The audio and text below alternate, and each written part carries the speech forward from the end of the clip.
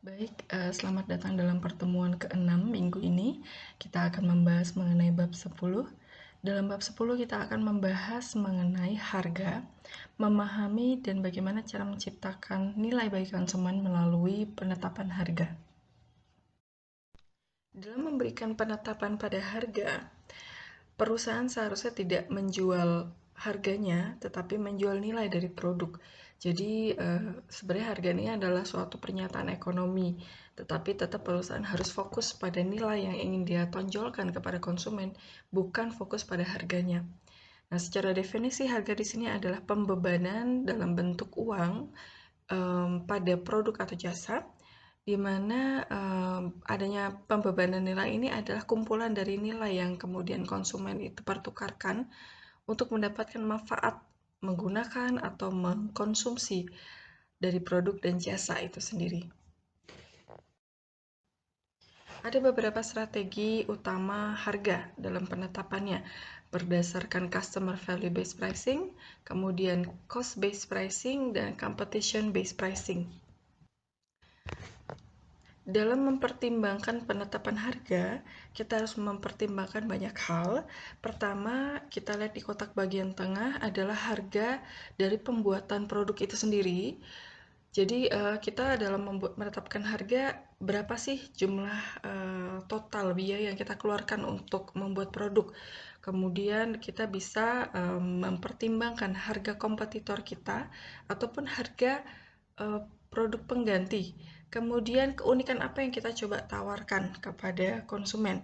Nah, semakin tinggi biaya harga produk, kemudian perbandingan dengan harga kompetitor juga harganya kompetitornya tinggi, kemudian keunikannya semakin tinggi, maka kita bisa menetapkan harga yang semakin tinggi pula. Kemudian semakin rendah gitu ya harga biaya produk, kemudian kompetitornya juga harganya rendah dan keunikan produknya kurang gitu ya, artinya si produk ini hampir sama dengan produk lainnya, maka kita bisa menetapkan harga yang lebih rendah. Di sini kita bisa melihat dua perbedaan dulu gitu ya, dari cost based pricing dan value based pricing. Dalam cost based pricing dimulai dari produk itu sendiri, harganya berapa gitu ya, kita membuat produk, kemudian harganya berapa, kemudian menetapkan harga, baru mencoba untuk mencari nilai apa yang bisa kita tawarkan kepada konsumen, baru kita sampaikan kepada konsumen. Sedangkan dalam value based pricing, kita mulai dari apa yang kita inginkan dari customer. Ya, kemudian kita menciptakan nilai produk dari apa yang diinginkan oleh customer, lalu menetapkan harga, melihat pada biaya, dan juga yang terakhir adalah produk itu sendiri. Salah satu cara penetapan harga adalah dengan menetapkan berdasarkan value based pricing. Value based pricing ini adalah ketika customer membeli produk, mereka mempertukarkan dengan sesuatu yang bernilai, yaitu dilihat dari harganya untuk mendapatkan nilai tersebut, di mana nilai tersebut adalah manfaat dari memiliki dan menggunakan produk. Dalam customer value based pricing adalah menetapkan harga berdasarkan persepsi pembeli terhadap nilai lebih daripada biaya produknya ataupun berapa biaya yang ditetapkan oleh penjual. Ada dua tipe value based pricing. Yang pertama disebut sebagai good value pricing, sedangkan yang kedua disebut sebagai value added pricing. Di mana dalam good value pricing menawarkan suatu kombinasi yang tepat dalam menawarkan kualitas dan juga barang dengan harga yang adil, gitu ya, fair atau tidak terlalu tinggi. Sedangkan value added pricing di sini adalah dengan memberikan suatu nilai tambah pada fitur atau layanan untuk membedakan penawaran company atau perusahaan dan membebankan harga yang mahal. Jadi dalam good value pricing, kualitas yang baik itu diimbangkan dengan pemberian nilai yang baik pula, tapi dengan harga yang fair. Jadi perusahaan mencoba untuk memberikan harga yang fair baik buat customer. Sedangkan dalam value added pricing, ada nilai tambah yang diberikan oleh perusahaan, yang ditawarkan oleh perusahaan untuk membedakan, memiliki keunikan dan pembeda yang sangat besar dengan competitors, dan perusahaan akan memberikan pembebanan yang tinggi pada harga. Di sini adalah contoh bagaimana Giorgio Armani, ya, dia adalah seorang desainer dari produk-produk yang sangat eksklusif, mencoba untuk menarget customer di bawahnya, yaitu anak-anak muda yang senang berpakaian casual gitu ya. Kemudian dia menciptakan Armani Exchange dengan harga yang jauh lebih murah daripada Gierkio Armani. Ini adalah contoh good value pricing. Jadi dengan kualitas yang baik, harga yang ditetapkan juga tidak terlalu mahal. Jadi good value pricing. Ini contoh dari value added pricing. Jadi seperti Cat Kisten, ya produk dari Cat Kisten di sini menggunakan motif-motif yang vintage, yang unik, gitu ya, yang berbeda dengan para competitors mereka.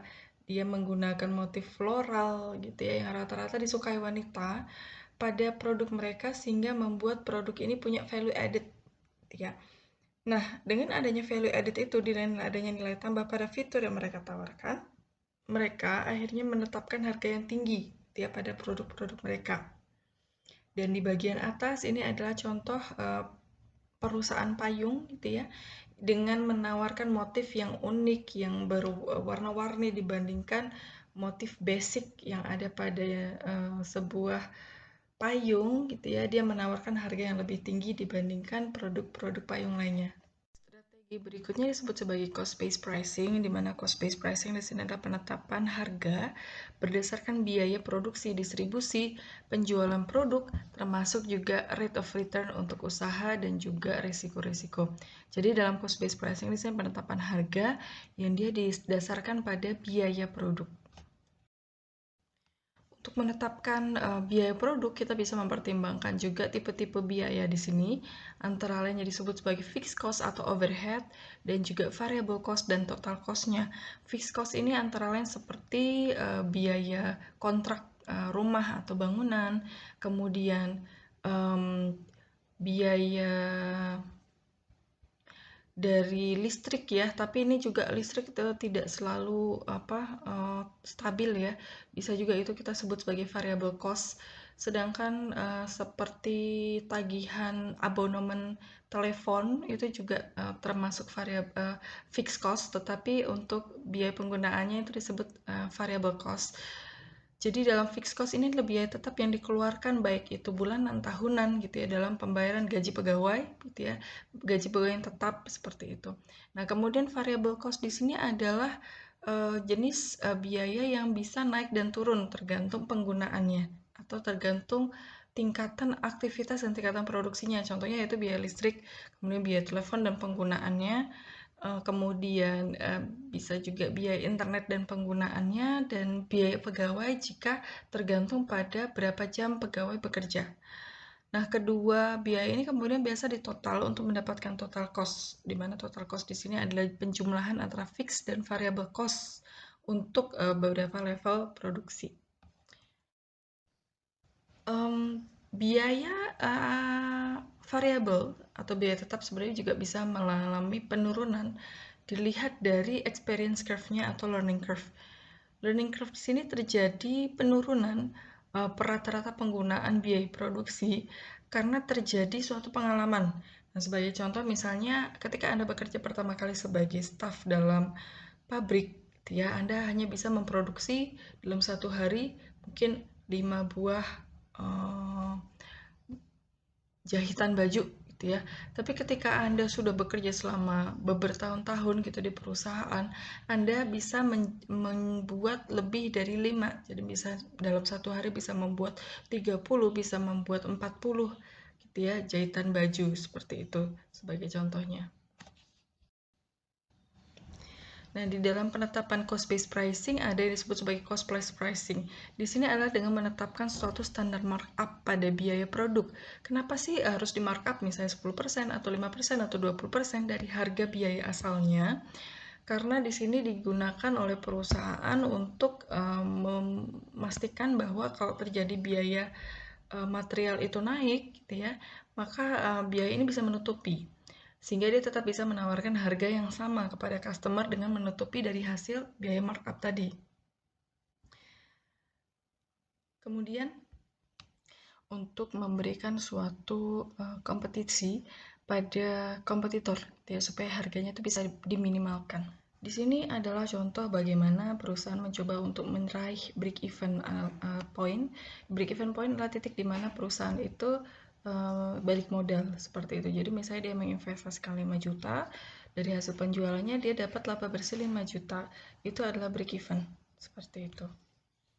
Nah, kemudian penetapan yang ketiga itu disebut sebagai competition based pricing, di mana competition based pricing adalah penetapan harga berdasarkan harga dari kompetitor, strategi harga, biaya, dan juga apa yang ditawarkan oleh competitors. Jadi sebagai contoh bagaimana misalnya Pepsi mencoba untuk selalu menyamai harga jual dari Coca-Cola gitu ya. Jadi misalnya Coca-Cola 15.000, Pepsi dia jualnya 14.000 misalnya. Jadi dia menyesuaikan ataupun berusaha untuk menetapkan di bawah harga pesaing, tetapi tidak terlalu jauh. Beberapa faktor-faktor yang harus dipertimbangkan yang mempengaruhi keputusan pengambilan keputusan harga, antara lain adalah faktor internal dan eksternal yang kita bisa lihat dari bagaimana strategi pemasaran perusahaan itu sendiri, tujuan perusahaan itu seperti apa, dan bagaimana secara organisasi mempertimbangkan harga, dan juga bagaimana permintaan dari pasar. Ada beberapa hal yang perlu dipertimbangkan dalam menetapkan harga dilihat dari beberapa tipe pasar. Yang pertama adalah pure competition, monopolistic competition, oligopoly, dan monopoly. Di sini kita bisa melihat gambar pure competition dilihat dari gambar sebelah kiri bawah. Ya, jadi pure competition biasa terjadi dalam pasar tradisional.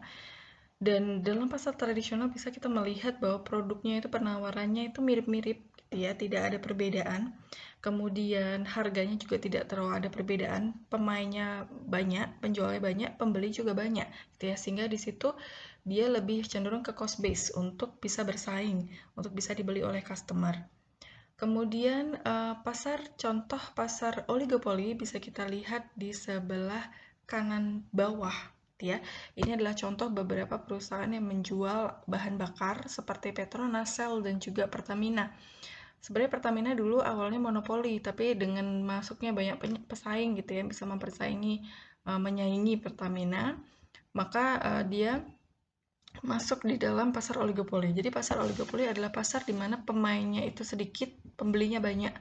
Nah, karena modal untuk masuk dalam industri ini cenderung tinggi atau mahal. Dan hanya beberapa industri saja gitu ya, atau beberapa pengusaha saja yang mampu untuk masuk dalam pasar ini. Contoh lain adalah perusahaan semen gitu ya, kemudian pembuat transportasi atau mobil, di mana untuk masuk pasar itu pesaingnya itu sangat sedikit. Nah, di sini kita lihat bahwa karena sedikitnya pemain, maka harga yang mereka jual biasanya bisa diatur dengan lebih mudah gitu ya oleh mereka. Tetapi kalau produk itu jenisnya produk yang dibutuhkan oleh masyarakat, merupakan kebutuhan dasar masyarakat, maka perusahaan juga ikut dipengaruhi oleh bagaimana pemerintah menetapkan harga. Nah, kemudian sebelah kiri atas Anda bisa lihat beberapa produk kosmetik ya, lotion dan juga pembersih wajah. Jadi ini adalah contoh produk monopolistik. Dalam pasar monopolistik pemain banyak, pembeli banyak, tetapi produk itu memiliki pembeda dan karakteristik yang jauh. Ya, artinya dia punya suatu fitur yang ditonjolkan dalam masing-masing produk mereka. Dan tentu saja karena pesaingnya banyak, mereka harus lebih banyak menonjolkan fitur, jadi lebih ke value base-nya, tetapi ke arah yang good value pricing. Dalam penetapan harga tergantung fitur apa yang mereka tawarkan, tapi dengan mencoba menetapkan kualitas yang baik. Dan sebelah kanan atas kita bisa tentu saja mengetahui bahwa ini adalah jenis perusahaan monopoli, ya. Pasar monopoli ada PLN, PAM, Telkom yang semua dimiliki oleh perusahaan pemerintah. Nah, di sini karena dia monopoli, mereka boleh menetapkan harga sesuai dengan kebijakan pemerintah. Berikutnya kita akan melihat elastisitas harga, gitu ya, untuk melihat produk kita ini jenisnya termasuk inelastik atau elastik. Price elasticity adalah seberapa besar respon permintaan dari konsumen yang akan mempengaruhi pada harga. Sebagai contoh, untuk yang inelastic demand, kita melihat bahwa dengan adanya perubahan harga dari P1 ke P2 gitu ya, pada garis Y, itu akan membuat pengurangan kuantitas pembelian produk dari Q1 ke Q2. Ya, itu inelastis. Sedangkan pada produk yang elastis pada permintaan, adanya perubahan yang sama gitu ya, bahkan perubahannya lebih kecil dibandingkan inelastis. P1 menaikkan harga menjadi P2 itu menyebabkan perubahan kuantitas yang sangat besar dari Q1 ke Q2. Artinya seperti apa? Ada beberapa jenis produk gitu ya yang dia masuk di dalam kategori inelastis, di mana adanya kenaikan harga itu tidak terlalu mempengaruhi permintaan. Sedangkan ada jenis produk yang elastis, di mana perubahan harga itu sangat mempengaruhi kuantitas dari pembelian produk konsumen. Contoh dari situasi untuk meningkatkan price sensitivity di sini adalah ketika terlalu banyak produk pengganti, sehingga akan sama dengan lebih mudah berganti-ganti produk. Kemudian higher total expenditure, artinya pada situasi tersebut pengeluaran customer itu sangat besar, sangat banyak. Kemudian noticeable price difference, artinya produk Anda itu memiliki pembeda harga yang kelihatan dan mudah untuk dibandingkan gitu ya dengan produk pesaing. Itu membuat orang lebih price sensitive. Artinya dia melihat, wah kok fungsi produk, fitur produk sama aja dengan produk kompetitor dengan harga yang lebih mahal. Orang akan cenderung lebih price sensitive dan mudah untuk pindah produk. Nah, yang berikutnya situasi yang bisa membantu supaya produk itu price sensitifnya lebih turun, ya, adalah ketika jenis produk adalah memiliki produk yang memiliki kebutuhan yang sangat jelas dan persepsi yang sangat jelas. Kemudian banyak produk pengganti, kurang produk pengganti, maaf maksud saya, produk penggantinya tuh lebih sedikit, artinya susah untuk orang customer shifting dia dari biasa makan sambal, kemudian harga cabai naik, dia susah untuk cari penggantinya. Kemudian complementary product merupakan produk pelengkap, artinya tanpa produk itu nggak akan seru, nggak akan asik. Contohnya misalnya daging sapi ketika lebaran, atau misalnya telur ketika lebaran, itu kan sangat dibutuhkan untuk dikonsumsi di masa perayaan lebaran gitu ya.